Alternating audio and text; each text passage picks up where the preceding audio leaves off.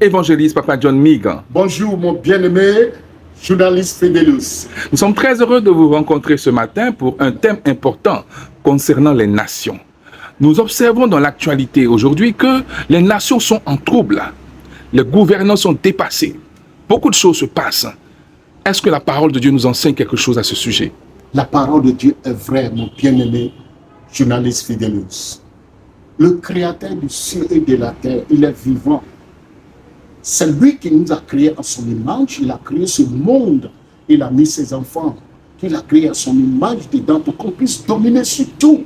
Et il nous a laissé sa loi. Mais lorsque l'homme écarte la loi de l'éternel Dieu, Dieu qui nous a créés, lorsque nous écartons ses lois, on devient comme les animaux. Alléluia. Voici ce que la parole de Dieu nous dit dans Psaume 127. Il dit: si l'Éternel ne bâtit la maison, ceux qui la bâtissent travaillent en vain. Si l'Éternel ne garde la vie, celui qui la garde veille en vain. Et il a continué encore dans Psaume 33, verset 12. Il a dit, vous voyez, il a dit: heureuse la nation dont l'Éternel est le Dieu. Heureux le peuple qu'il choisit pour son héritage. Vous savez, Dieu, il est Dieu, il est bon, mais il est juste. Si aujourd'hui le monde entier voit même la gloire de l'Éternel, lorsque nous levons nos têtes, nos yeux et regardons le ciel, regardez tout ce que Dieu a créé, vous et moi, nous savons qu'il y a un créateur, il y a quelqu'un qui a créé ce monde où nous sommes. Même ta maison où tu dors, tout ça, c'est quelqu'un qui a bâti ça, qui a construit. Et nous rejetons la loi de l'Éternel. On va devenir quoi? C'est ce que nous voyons aujourd'hui.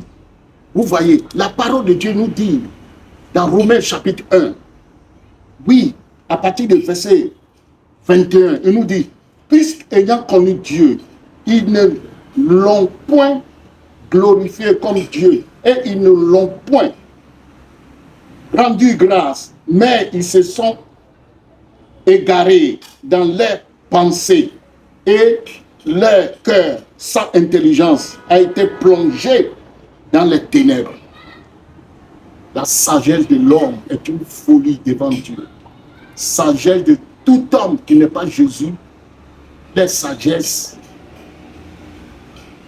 est vaine. C'est pour cela qu'il a dit dans la Bible, la sagesse de l'homme devant Dieu, c'est la folie. Dieu a créé le monde et il nous a mis dedans. Et il nous a donné la loi. C'est comme un père de famille qui sort à la maison et dit: Kofi, s'il te plaît, avant que je vienne là, il faut m'arranger ceci. Elisabeth, toi tu ne sors pas.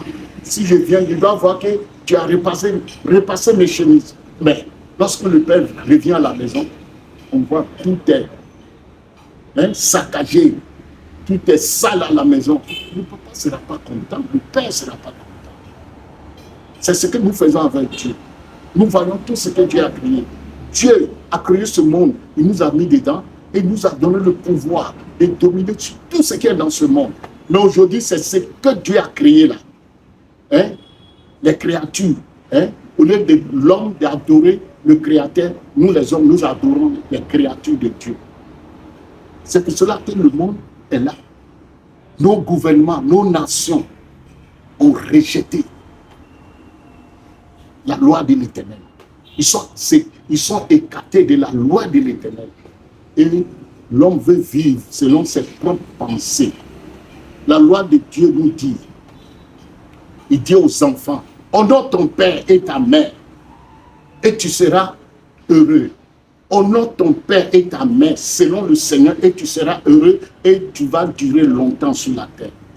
Mais aujourd'hui, dans certaines nations, États-Unis, en France, chez les Blancs, aujourd'hui, tu n'as pas droit même à corriger ton fils. Ils vont t'envoyer où? Au commissariat. Ce que nous avons créé, c'est ce que le monde devient aujourd'hui. Les parlements, les hommes qui se disent intellectuels, aujourd'hui, qu'est-ce qu'ils font? Ils sont signés des degrés dans les parlements que deux messieurs peuvent se marier. Deux femmes peuvent se marier. Femme peut aller avec un animal. Le monde va où va le monde? Moi qui vous parle, je n'ai jamais mis pied à l'école. Il était aussi sauvage. Olivier Sauvage était sauvage. Mais lorsque j'ai rencontré le roi des rois, l'évangile ouvre des yeux.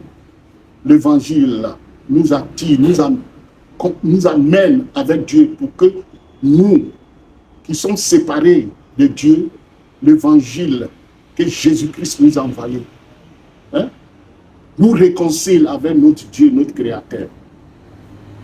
Sans l'évangile, l'homme est perdu. Je suis heureux aujourd'hui.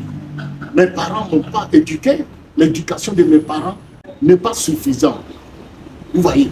Mais c'est lorsqu'il y a accepté Jésus-Christ, c'est en ce moment-là que le Seigneur m'a enseigné par sa parole, qui est la Bible.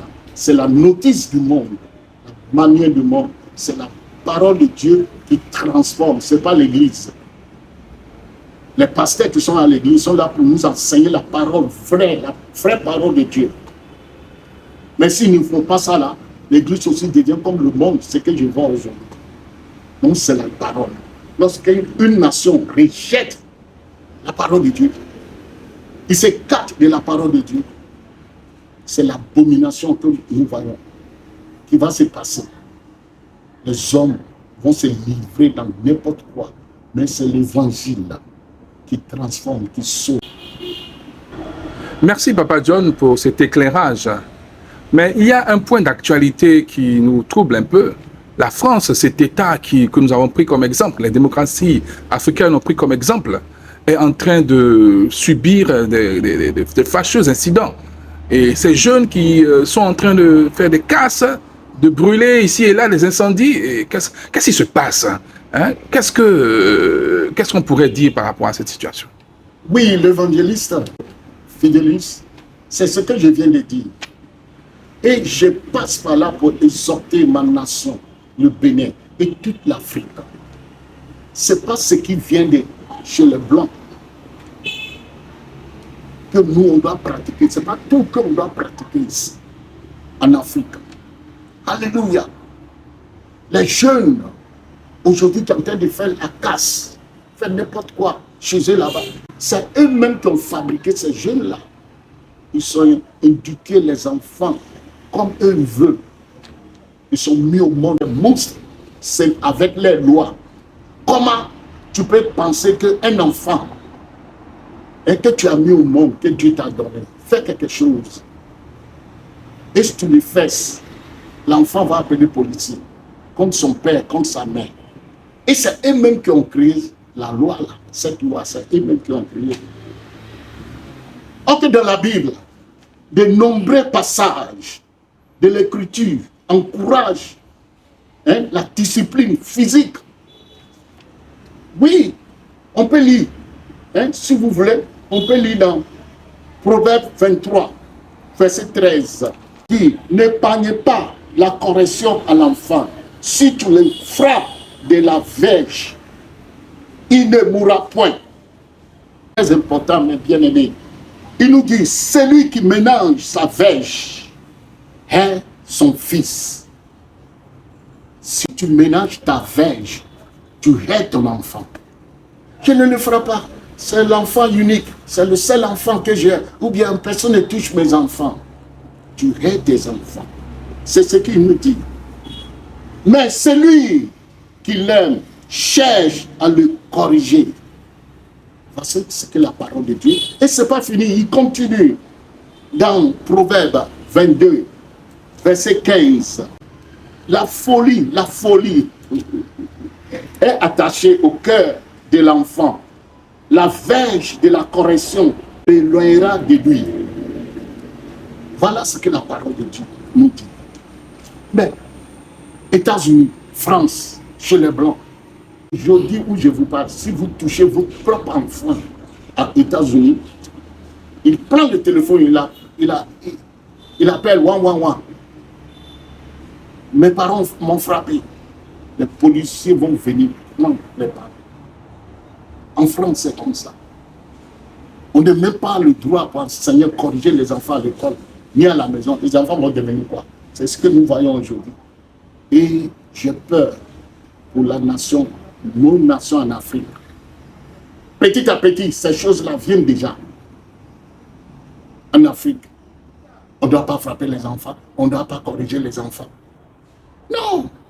On dit si tu hais ton enfant, il ne faut pas le toucher. On dit la folie est attachée au cœur des enfants. Mais c'est la verge qui peut les séparer de cette folie-là. Et aujourd'hui, nous voulons Africains, nos nations africaines, on veut copier tout là-bas. Aujourd'hui, on a copié l'avortement. On doit, les jeunes filles peuvent avorter, peuvent aller commettre adultère, publicité, n'importe où. Et ils ont le droit d'avorter les enfants, avorter le bébé. Donc c'est un crime, c'est une abomination. On veut copier. L'homme est devenu fou. Moi aussi, autrefois, j'étais comme ça. C'est pour cela que j'aime le Seigneur, j'aime sa parole. C'est la notice du monde. Deux messieurs se marient, deux femmes vont se marier. Et tout ça là, c'est interdit. Ça est dans la Bible. Je vais vous lire ça tout de suite.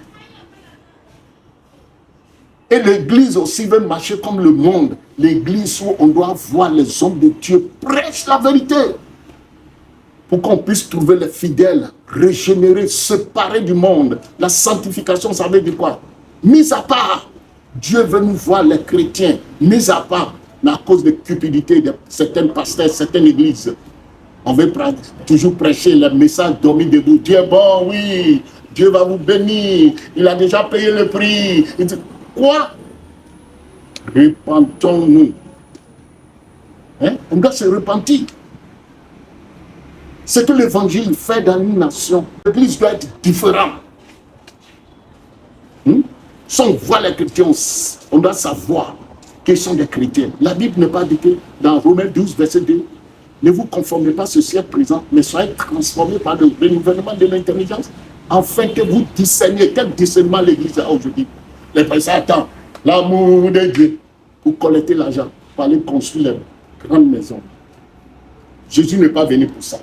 Écoutez, Luc 19, verset 10, Jésus a dit, le Fils de l'homme est venu chercher, sauver ceux qui étaient perdus. John 1er, il était perdu. Et Jésus est venu me chercher. Il n'est pas dit le Fils de l'homme est venu chercher les dollars, les céphas. Écoutez-moi bien. L'évangile, ce qu'il fait dans une nation, c'est pour cela qu'il était fâché autrefois. Lorsque mon bien-aimé, Pasteur Koumou, n'est pas pu évangéliser à Cotonou, à Porto-Novo. Ce n'est pas la faute du président du gouvernement, c'est nous là. Nous, les chrétiens, les fédérations, les méchants. Moi, John, si je m'en vais peut-être à Parakou, à Natetengo, pour aller évangéliser dans les villages, la première chose que je fais, c'est pour aller voir le chef du village et dire, chef, nous sommes là, nous sommes venus vous saluer et pour prendre la permission, nous voulons parler de Dieu dans votre village. Quand la parole de Dieu transforme, ça change.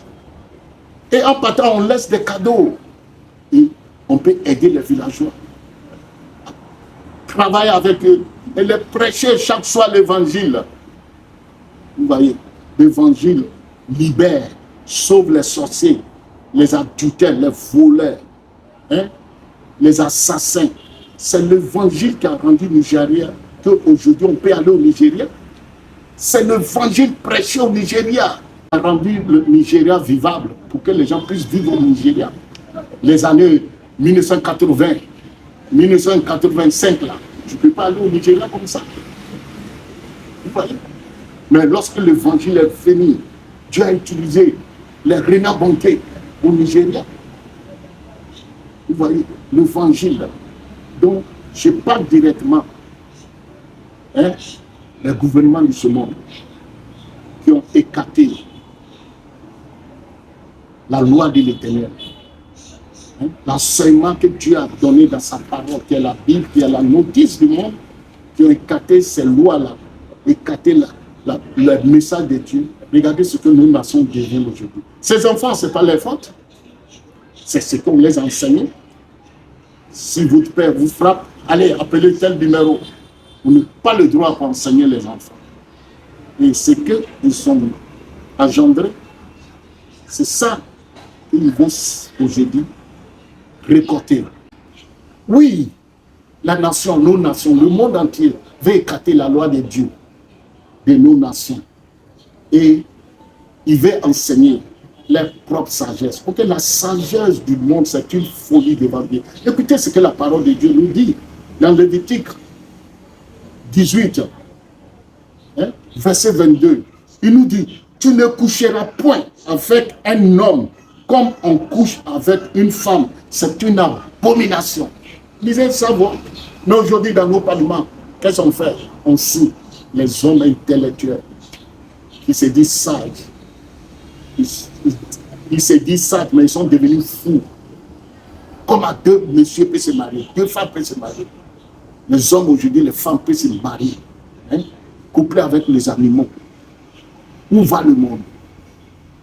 Et aujourd'hui, il y a certaines églises, dans certaines nations, qui font le mariage gay. Et on ne veut pas qu'on parle. Si aujourd'hui les djihadistes tuent les homosexuels, on va dire que quoi? La nation, les Européens, il y en a qui se marient avec les chiens. Il y en a qui sont les chats, les femmes. Les femmes qui ont les chats. Minou, elle est gentille. Minou, notre chat, elle est gentille. Tu vas éclater tes jambes et les chats viennent faire quoi? Repentons-nous. Repentons-nous. C'est les choses comme ça que nos pasteurs en Afrique doivent commencer à enseigner à l'église. On vient tout le temps, on parle de l'argent. L'argent, l'argent. Jésus n'est pas venu chercher $, ni CFA. Il dit, le Fils de l'homme est venu chercher, sauver ceux qui étaient perdus. Allez regarder nos enfants dans leur école de dimanche. Déjà, vous allez regarder les habillements de nos enfants.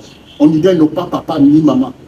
Et à la maison, avant que les enfants viennent à l'église. Les parents ne regardent pas ce que les enfants portent. Je dis bien, avant que nos enfants viennent à l'église, l'école de dimanche. Les parents, les mamans, les papas ne voient pas, ne regardent pas ce que nos enfants portent. Ou bien c'est eux-mêmes qui les portent, les habillent comme ça. Aujourd'hui, on ne peut plus distinguer les vrais chrétiens et puis non chrétiens. Ok, la Bible nous dit, dans 1 Jean 2, verset 15, n'aimez pas le monde, ni les choses qui sont dans le monde. Si quelqu'un aime le monde, l'amour du Père n'est pas en lui. Car tout ce qui est dans ce monde, c'est la convoitise de la chair, convoitise des yeux, et l'orgueil de la vie. Tout ça là ne vient point de Dieu, mais vient du monde. Le monde va passer ces choses. Les parents sont là. Comme les pasteurs aussi n'enseignent pas le dépouillement, séparation avec le péché, pour que nos vieils hommes tombent, on est là. On prêche toujours sur l'argent. Il faut avoir 4 de dîmes. Tu as vu ça dans la Bible? En tout cas, moi, je n'ai jamais vu ça. Où Jésus dit, ayons chacun de nous, vous devez avoir votre 4 de dîmes. Je n'ai jamais vu ça. Le dîme, on le donne. Je ne suis pas contre le dîme, on le donne avec. Si tu prêches bon message, c'est la parole de Dieu qui délivre les hommes. Si les fidèles sont délivrés de leurs péchés, de leurs mauvais comportements, tout ça, là, ils ont la joie de Jésus dans leur cœur. Ils vont donner les dîmes sans même que tu prêches le dîme. Vous êtes là toujours, l'argent. Et puis le peuple meurt, ils vont en enfer. Dans le Coran, on trouve les femmes, les hommes qui sont dans les concubinats, ils sont là, dans le groupe musical, l'impudicité, devant le Père. La présence de Dieu n'est plus honorée aujourd'hui. On voit devant le pupitre, devant où il y a les pasteurs, les filles qui viennent chanter avec rouge en lèvres, les faux cheveux, les seins, les trains des seins, les habits sans match, les faux cils. Et vous êtes là, les pasteurs sont là, alléluia. Et puis après, vous collectez les dîmes et les offrandes pour aller à la maison. Jésus vous attend. Et quelle église d'aujourd'hui? Si je rentre dans les églises, lorsqu'on m'appelle, on m'invite à voir les églises. Moi, je ne m'adresse pas aux fidèles, mais c'est les pasteurs. Aujourd'hui, ou bien, comme le temps est difficile, tout le monde va avoir une église pour collecter l'argent. Combien de temps tu vas vivre dans ce monde? À part sentir le nom de gagner ce monde, les choses de ce monde, et perdre son âme. On va se répondre. L'évangile sauve. Dieu a fait quelque chose au Bénin à travers le président Kérékou. Alléluia. Mon bien-aimé, moi j'appelle tous les présidents qui vont régner, qui vont diriger nos nations ici Bénin. Je les appelle mes bien-aimés. Parce que la Bible nous donne autorisation de prier pour eux. La Bible nous dit de soutenir les présidents dans nos prières. Je ne suis pas là pour critiquer les présidents. C'est pour cela que je les appelle mes bien-aimés. J'appelle Talon aujourd'hui. Mon bien-aimé. Parce qu'ils travaillent pour le Seigneur. Ils travaillent. Oui. Le temps de Kérékou, j'appelais Kérékou mon bien-aimé. Yahi, mon bien-aimé. Le temps de Talon, c'est mon bien-aimé. Et je répète, il continue à dire ce que j'avais dépassé. Je ne connaissais pas Talon, le président Talon. Mais lorsque Yahi avait problème avec Talon, j'ai écrit à Yahi, dit, mon bien-aimé Yahi, il faut pardonner ton frère. Nous, les enfants de Dieu, les évangélistes, hein, nous sommes des hommes qui doivent prêcher la paix, la réconciliation. Dieu nous a donné ce ministère. Jésus est venu nous réconcilier avec Dieu. Moi, un ancien adultère, voleur, vagabond, vaurien. Aujourd'hui, je parle de la part de Jésus. Mais je parle avec amour. Et si je vois la maison de Dieu ne prêche pas ce message, hein, de séparation avec les plaisirs de ce monde, ça me fait mal. C'est pour cela que Jacques 4,4 a dit, adultère que vous êtes. Vous ne savez pas que l'amour de ce monde est en unité avec Dieu. On doit se repentir. Regarde nos enfants dans l'école de dimanche, les habillements. Pour les grands même, on ne parle pas. Les habits, dos ouverts comme ça. Hein? Les faux cheveux qui n'est pas même pour vous. On dit les faux cheveux, rouge, marron. Aujourd'hui, dans les églises, il y a cheveux rouges, marron, vert. On va où? Et souvent, les femmes veulent faire comme les femmes blanches. Lorsqu'ils laissent les cheveux ici, s'il y a un peu du vent, seulement ils font comme ça. Comme les femmes blanches. Oh! Repentons-nous, les pasteurs. Prêchez la vérité. Moi, je ne demande pas l'argent de quelqu'un. Si Dieu a mis dans ton cœur pour soutenir l'évangélisation de Papa John Mina, c'est Dieu qui a mis dans ton cœur, tu le prends. Tu fais l'œuvre de Dieu. Mais pour me voir, dis, donne-moi ça là, jamais. Parce que je vais être libre et prêcher la vérité. Je vais parler de Renan Bonke. L'évangile est très important dans une nation. Renan Bonke est venu à Cotonou. En ce temps, mon bien-aimé président Kérékou n'était pas encore présent. Il a déjà fait son premier mandat. Et après, son bleu est venu. Et l'évangile, Renan Bonke est venu à Cotonou. Il voulait évangéliser. Et le président, mon bien-aimé Kérékou, a attendu que l'évangéliste Renan Bonke est venu. Il est à Cotonou. Qu'est-ce qu'il a fait? Il est à Cotonou. Qu'est-ce qu'il a fait? Il a envoyé les gens pour appeler Renan Bonke de venir à la maison, pour venir le prêcher. Il veut donner sa vie propre à lui, propre à Jésus. Renan Bonke est parti chez Kérékou. Il a trouvé Kérékou avec son épouse, Maman Marguerite, que Dieu te bénisse. Il les a prêché l'évangile proprement. Et Kérékou s'est donné à Jésus. Les gens ne savent pas. Renan Bonke est parti chez lui à la maison. C'est pour cela nos fédérations, lorsque les hommes de Dieu viennent au Bénin, les grands hommes de Dieu, on doit prendre l'audience pour eux, pour aller prier pour nos présidents, les hommes qui sont élevés pour que la nation puisse vivre en paix. Les présidents, on a besoin. Bien sûr que nous prions en secret, chacun. Mais nous devons, souvent, si les hommes de Dieu viennent, on puisse les amener, prendre audience avant leur programme dans le pays, puissent aller prier pour le chef d'État. Et ils sont appelés, Renan Bonke à aller prier. Or que Renan Bonke traversait un problème au Nigeria, il est parti au Nigeria pour aller évangéliser au nord, Kano. Et les gens sont soulevés contre eux. Les hommes, les Aoussons ont pris des machettes, tout ça là. C'est le temps d'Abacha. Et puis, Dieu merci que les militaires, les sapeurs-pompiers, les gens sont soulevés pour les protéger. Et ce croisade n'a pas eu lieu. Vous voyez, si les militaires, les policiers, les sécurités ne sont pas venus, on va tuer les chrétiens ce jour-là. C'est pour cela que c'est très important. Lorsque les hommes de Dieu viennent dans nos nations, ils doivent aller voir les autorités, voir le président. Il doit prendre l'audience pour aller demander la permission. Et le président va donner l'ordre, il va mettre la sécurité partout pour l'évangélisation. Et le jour-là, ils n'ont pas pu évangéliser au nord. Et on les a interdits de ne plus venir au Nigeria. Ils ont fait 9 ans sans mettre pied au Nigeria pour aller évangéliser. Donc lorsqu'il est venu ici, dans le Soglo, pour évangéliser, et le président, mon bien-aimé Kérékou, il s'est informé, dit, Renan Bonke est là, il envoie les gens pour l'appeler.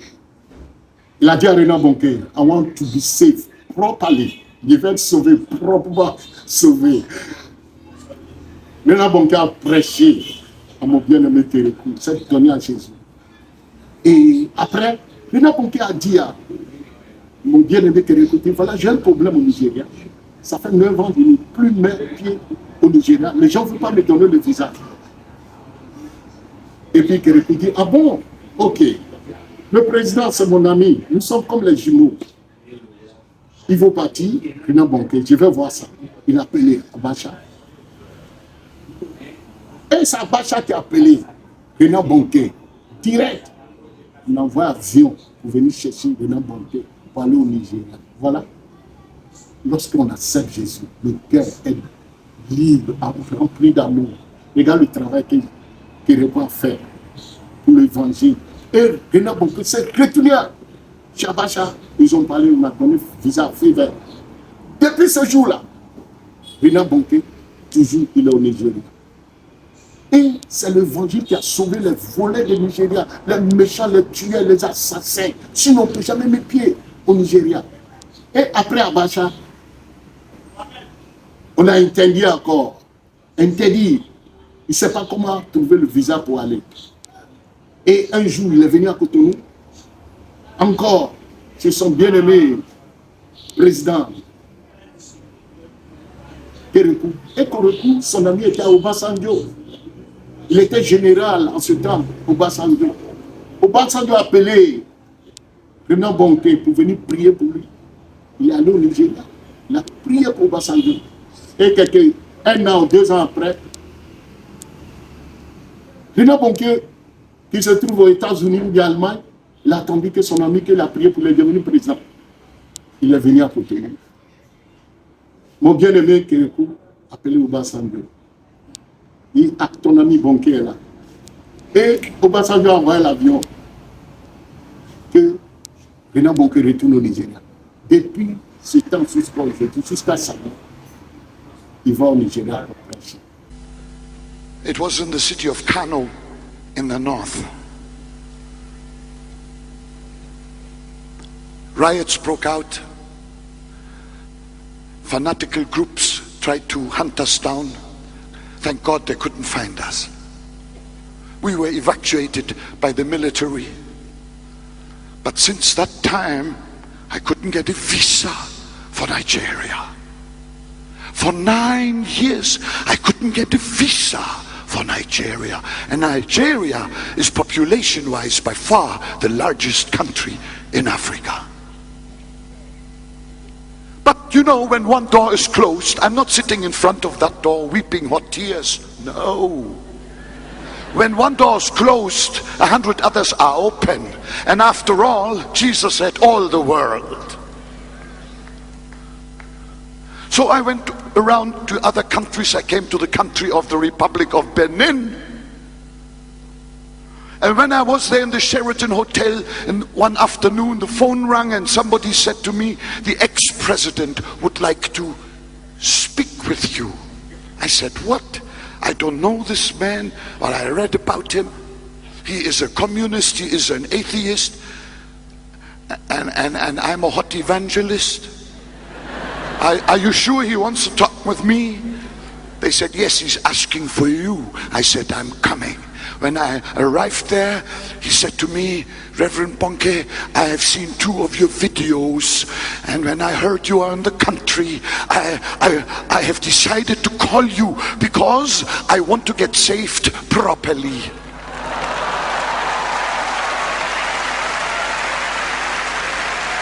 I never heard anybody say it quite like that. I was so blessed. Imagine someone wants to get saved properly. Well, I tell you quickly what I did. I pulled out my Bible and I preached the gospel to him properly. And Jesus saved him properly. And after 2 hours when I left, I said to Peter Vandenberg, who was with me, I said, I'm sure this man is truly born again, and his wife. I said, it's just a pity he is an ex-president. Next year, I come back to Cotonou, the Republic of Benin. When I arrive at the airport, for the first time in my life, I have a red carpet. They said to me, the state president has sent his own Mercedes limousine for you. They said, you know, the ex is no more ex. He's back in power.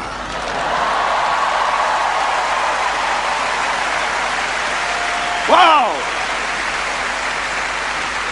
I tell you, I sat in that Mercedes limousine. Blue light in front, blue light behind, and left and right. I love it.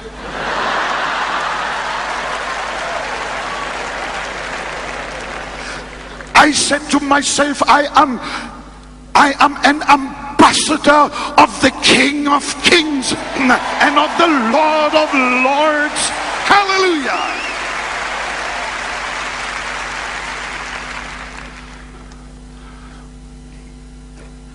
I'm just watching the time. I think I haven't started preaching yet. Can I continue?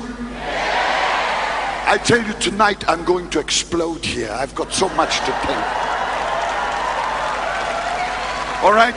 Now, when I arrived at his palace, they took me to the palace. What a wonderful reunion. There, the president, truly saved, truly saved. I said to him, Your Excellency, I've heard that you are a personal friend of the Nigerian president. He said to me, yes, we are like twins. Oh, I said, that's wonderful. I said, can you help me to get a visa for Nigeria? He said, I'm sure I can do it. To cut the long story short, I couldn't get a visa to go to Nigeria, but a few days later, the president of Nigeria sent his private jet to pick me up without a visa.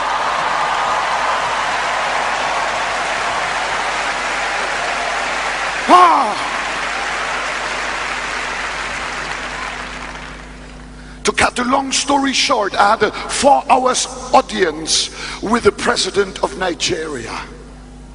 I ran out of small talk and I began to preach through my messages. He didn't want to let me go.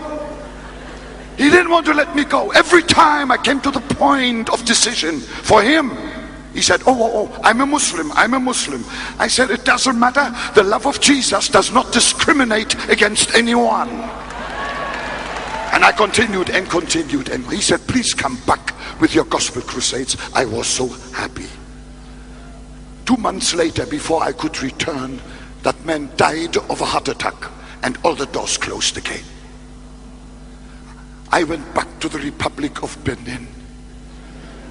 I said, Your Excellency, is the new president of Nigeria also your twin? He said, no, I don't know him yet. I meet him this Saturday, so I knew it wouldn't work. But in the afternoon, my phone rang again in the Sheraton Hotel. Somebody said to me, he is an ex-Nigerian general, General Obasanjo. And he heard from the Benin president that you are in the hotel. He would like to meet you. I went down. There was the general. Oh, he said, Reverend Bunky, I've read your books. Please come in, let us pray. I found the general a true born-again Christian. So, I said, General, can you help me to get a visa? V-I-S-A. He said, try the government. If not, here is my cell phone. Call me. The next day, I heard in the news, General Obasanjo has decided to run for president. When I heard that, I slipped off my chair on my knees, and I only had one prayer for the next 2 months. Lord, let Obasanjo win and Bonke is in.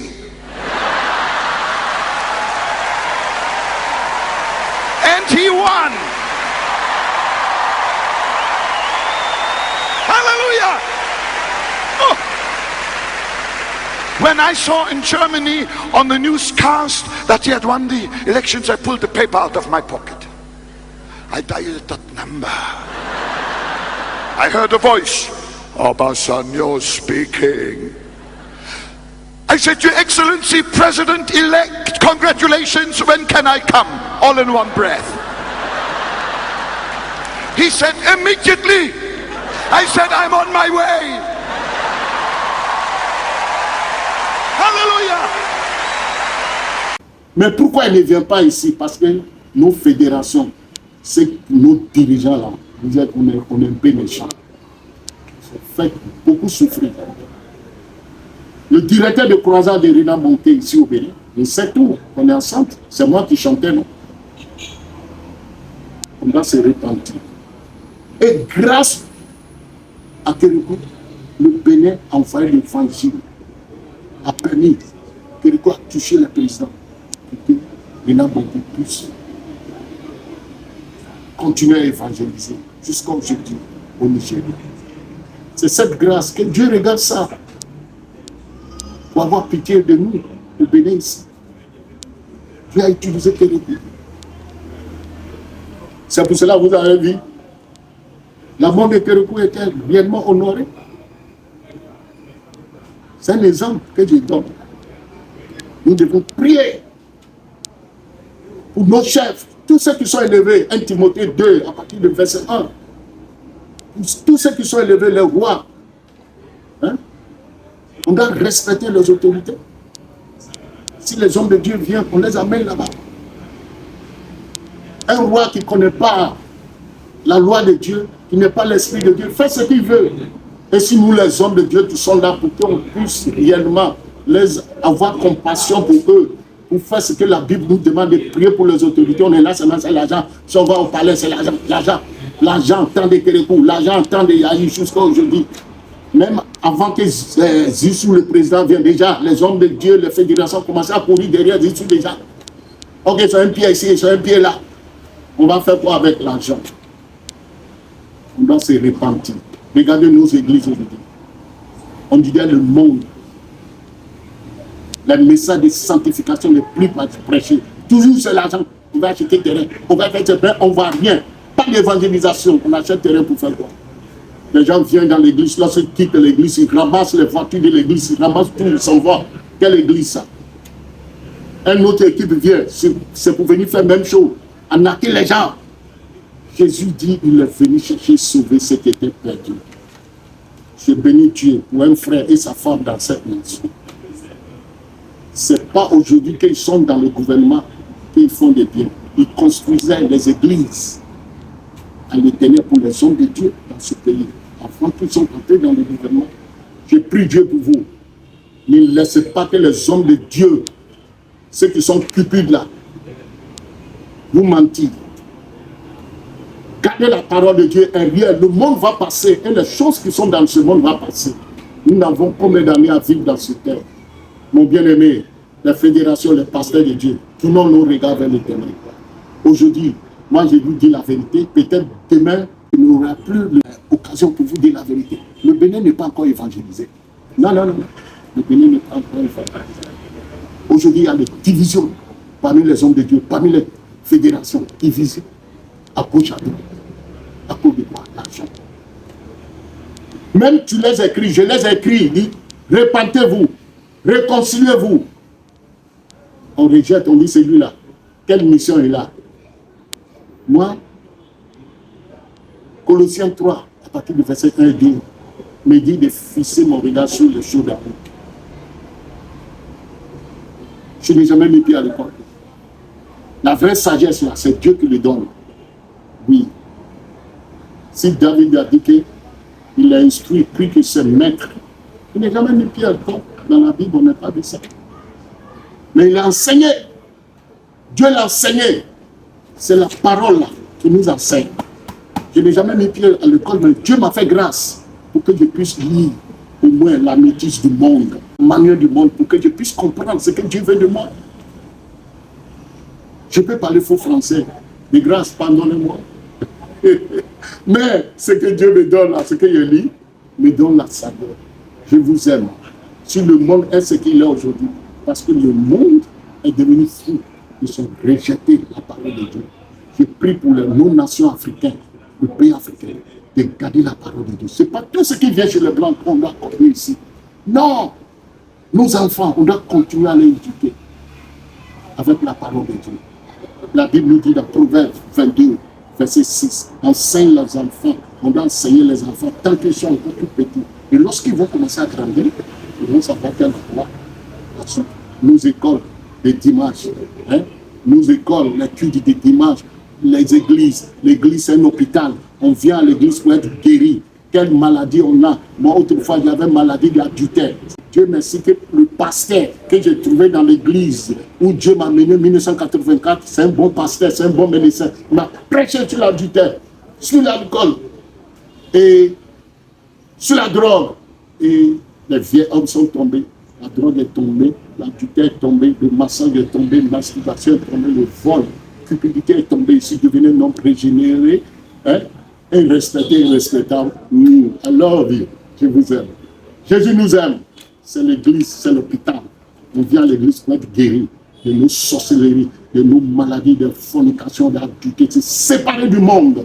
Oui, c'est ce que la parole de Dieu, pour rendre un culte raisonnable, la Bible dit, je vous exhorte donc par les compassions de Dieu à offrir votre corps comme un sacrifice vivant, saint, agréable à Dieu, pour que notre culte soit agréable. À la prochaine. Amen.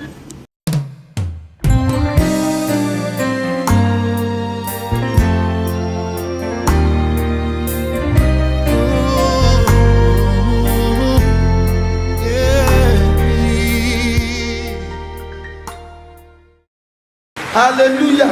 I would like to pray Mo fẹ́ gbàdúrà. this prayer for Nigeria. Èmi fẹ́ gbàdúrà. Hallelujah. Hallelujah. Please, let's lift our hands to heaven. Ẹ jẹ́ kí a gbé ọwọ́ wa sókè sí ọ̀run. Hallelujah. Lord Jesus Christ, Jésù Olúwa.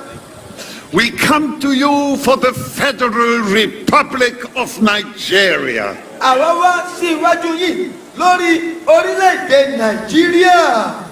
You have done great things among your people, Ẹ̀yin ti ṣe owó ńlá láàrin àwọn ènìyàn yín. and your church is vibrant here. Ìjọ rẹ̀ ó sì lágbára. We thank you for this. A dúpẹ́ Olúwa. I also want to pray for the President of Nigeria, A fẹ́ gbàdúrà fún olórí orílẹ̀-èdè Nàìjíríà. President Muhammadu Buhari. Ààrẹ Muhammadu Buhari. I pray, Lord, that you may give him great wisdom to lead this great nation. Mo gbàdúrà kí Olúwa kó fún un ní ọ̀pọ̀lọpọ̀ ọgbọ́n láti darí orílẹ̀-èdè yìí. Inspire him, Lord, to take the right decisions in every case. Olúwa mí sí láti máa ṣe àwọn ẹ̀tọ́ tó tọ́ àti láti máa ní ìpinnu tó tọ́ lórí gbogbo iṣẹ́ orílẹ̀-èdè yìí. I pray for the Vice President, Mo gbàdúrà fún igbákejì rẹ̀, His Excellency Jemi Osinbanjo. ẹni tí à ń pè ní Professor Yemi Ọ̀ṣínbàjò. Bless him as well. Olúwa bùkún bákan náà. And the Ogun State Governor, Senator Ibikunle Amoso. Bákan náà la tún gba àdúrà fún gómìnà ìlú Ògùn Sẹ́nitọ̀ Ìbíkúnlé Amósù. I bless him in your name. Èmi bùkún mo gbàdúrà fún ní orúkọ rẹ Jésù. The name of Jesus. Ní orúkọ Jésù. And we praise the Lord that he helped us to get this place. A dúpẹ́ ní ọwọ́ Ọlọ́run tó ràn wá lọ́wọ́ láti rí ilẹ̀ yìí gbà. I also pray for the Lagos State Governor, His Excellency Akinwumi Ambode. Bákan náà ni a gbàdúrà fún gómìnà ìlú Èkó ẹni tá à ń pè ní Akéwùmí Àǹbọ̀dé. Let rivers of your water flow through Lagos. Olúwa jẹ́ kí odò omi ìyè rẹ kó máa ṣàn ní ìlú Èkó. Remove all ash and trash of the devil.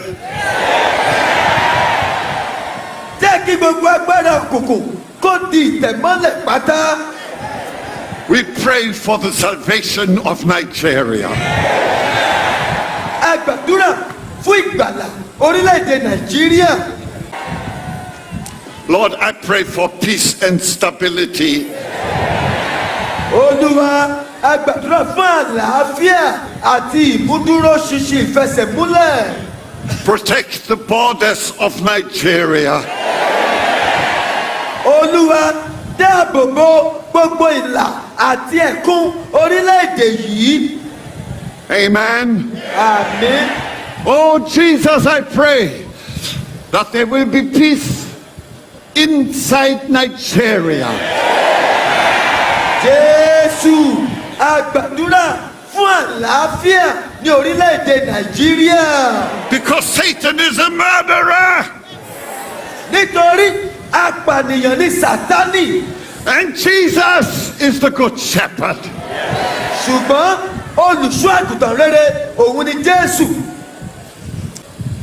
I pray for God-fearing leaders.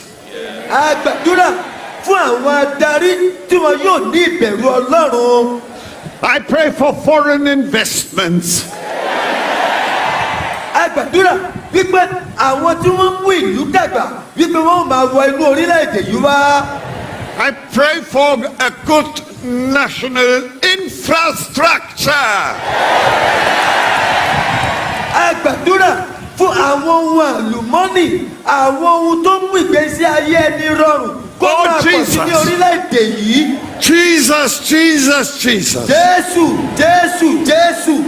Let this society be free of corruption.